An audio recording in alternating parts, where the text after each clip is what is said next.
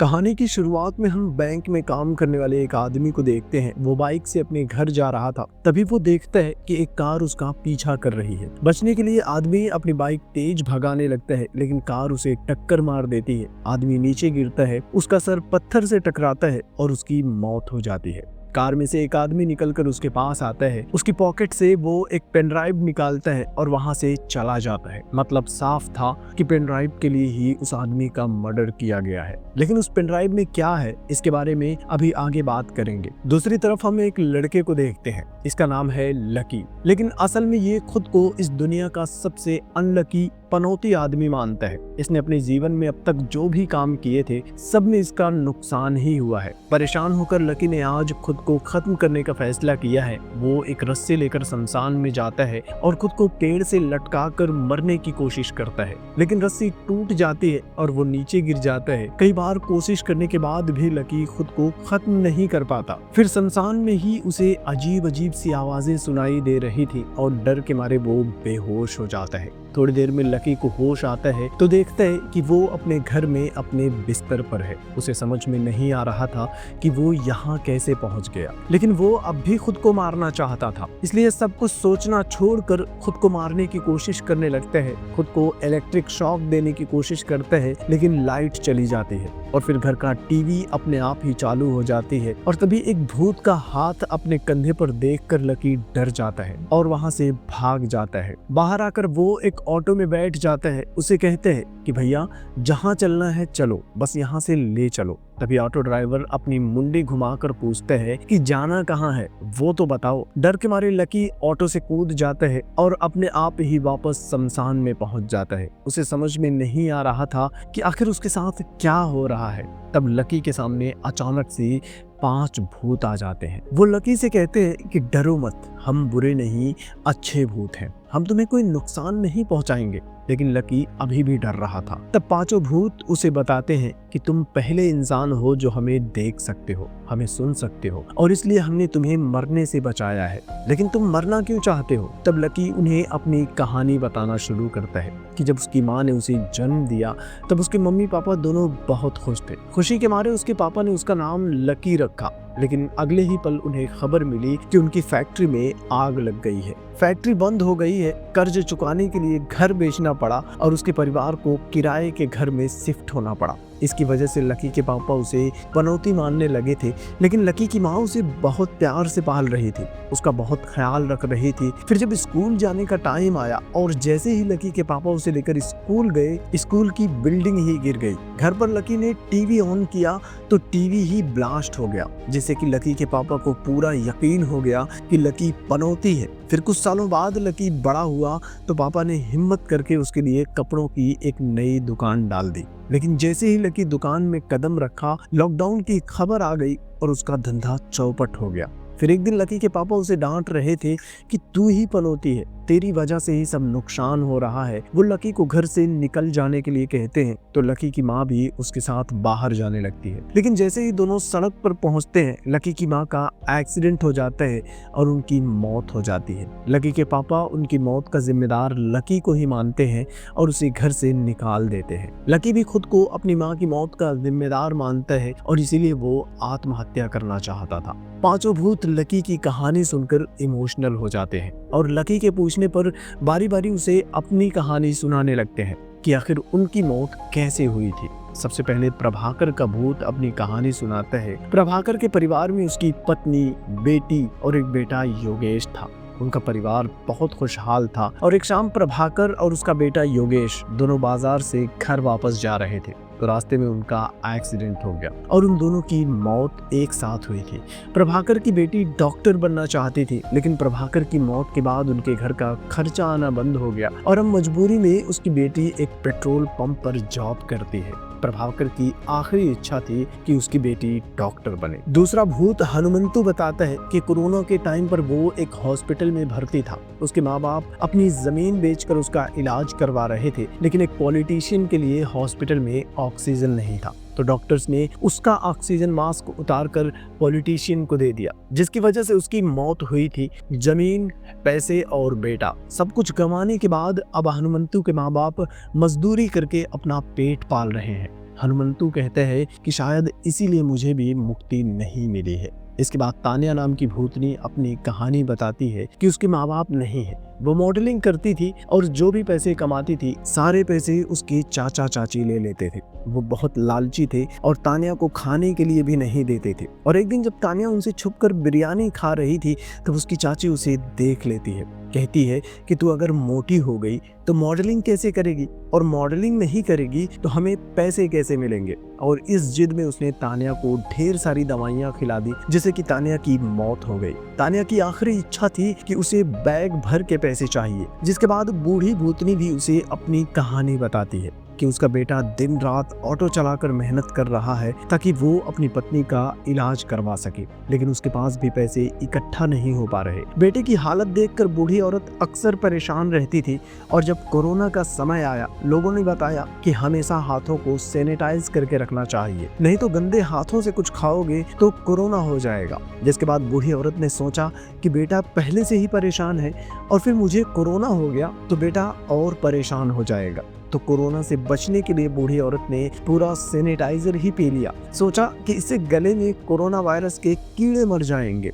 Virus का तो पता नहीं, लेकिन बूढ़ी औरत खुद ही टपक गई। और इस बूढ़ी भूतनी की आखिरी इच्छा है कि वो किसी तरह से अपने बेटे की मदद कर सके। मतलब कि इन पांचों भूतों की कोई ना कोई आखिरी इच्छा थी जो पूरी नहीं हुई थी और इसीलिए उन सब की आत्मा को भी मुक्ति नहीं मिली थी।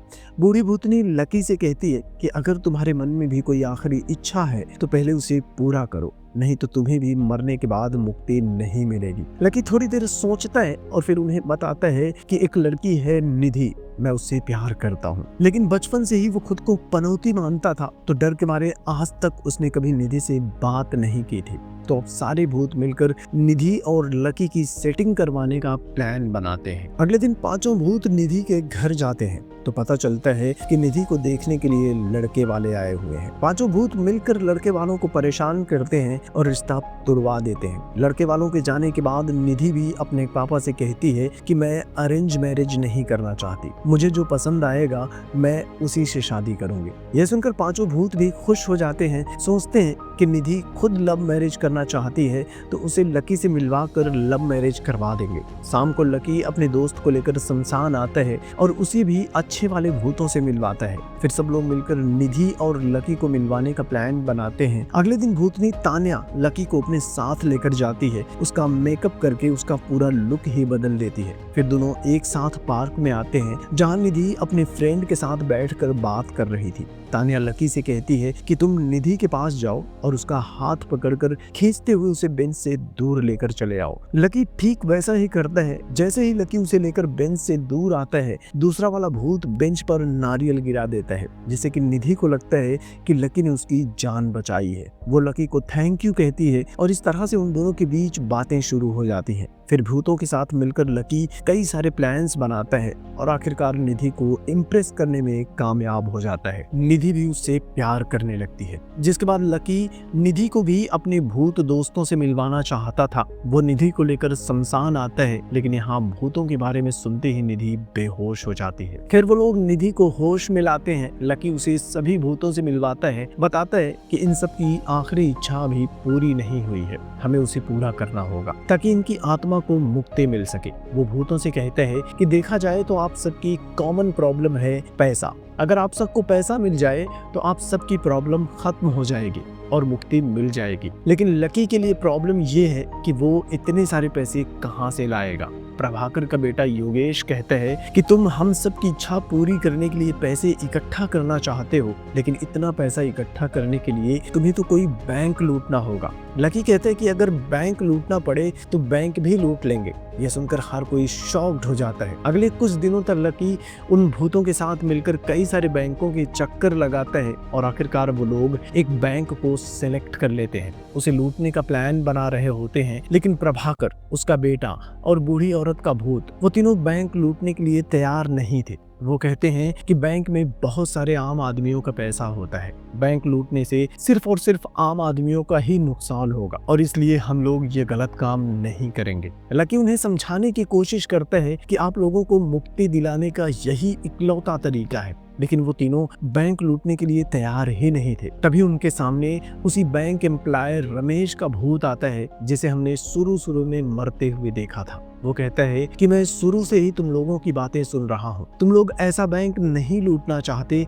जिससे आम लोगों को परेशानी हो, तो फिर एक ऐसा बैंक लूट लो जहाँ पर बड़े बड़े पॉलिटिशियन और अमीरों का काला धन छुपा कर रखा गया है और इससे किसी भी आम आदमी को कोई दिक्कत नहीं होगी। लकी पूछता है कि तुम उस बैंक के बारे में इतना सब कुछ कैसे जानते हो? तब रमेश बताता है कि मैं उसी बैंक में काम करता था और जब मुझे पता चला कि इस बैंक में कई सारे पॉलिटिशियन और अमीरों का काला धन छुपा कर रखा गया है, लॉकर में करोड़ों रुपए कैश रखे हुए हैं, तो मैंने उन सब के खिलाफ सबूत इकट्ठा किया, उसे एक पेन ड्राइव में डाल दिया।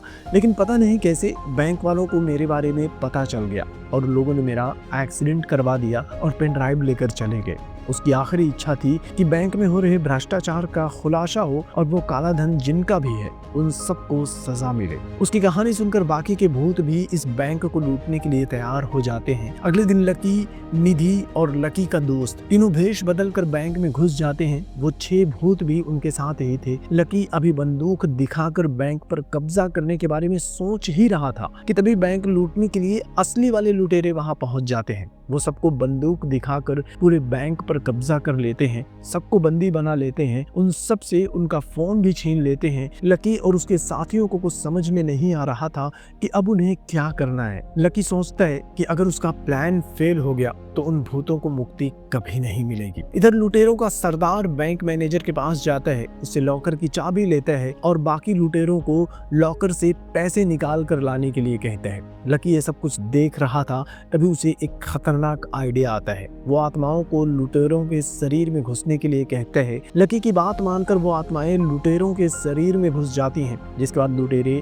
अजीब अजीब बर्ताव करने लगते हैं। वो मॉडल तानिया की आत्मा इस लुटेरे के शरीर में घुसी थी। वो एक लड़की का मेकअप किट निकाल कर इस आदमी का मेकअप करने लगती है। प्रभाकर शराब पीना चाहता था तो एक आदमी की जेब से शराब की बोतल निकाल कर मैनेजर के पास जाता है और उसकी हेल्प से शराब पीने लगता है। ये सब देखकर बैंक में हर कोई शॉक्ड हो जाता है। उन्हें समझ में नहीं आ रहा था कि ये बैंक के लुटेरे हैं या जोकर हैं। खैर, तमाशा करने के बाद वो सब मैनेजर से लॉकर रूम का दरवाजा खुलवाते हैं। अंदर का नजारा देखकर भूतों की आंखें खुली रह जाती हैं। अंदर करोड़ों रुपए का कैश रखा हुआ था। पूरा माल बैग में डालते हैं और जैसे ही लॉकर रूम से बाहर आते हैं तो बाहर पुलिस वाले खड़े थे। उन्हें देखते ही लुटेरों के अंदर मौजूद आत्माओं की हालत खराब हो जाती है। तब लकी उन्हें आइडिया देता है कि लुटेरों को छोड़कर पुलिस वालों के अंदर घुस जाओ। सारी आत्माएं पुलिस वालों के अंदर घुस जाते हैं। फिर लकी उनसे कहता है कि चोरों को पैसों के साथ यहाँ से भगा दो। वो आत्माएं चोरों के ऊपर गन तान देती हैं। उनसे कहती हैं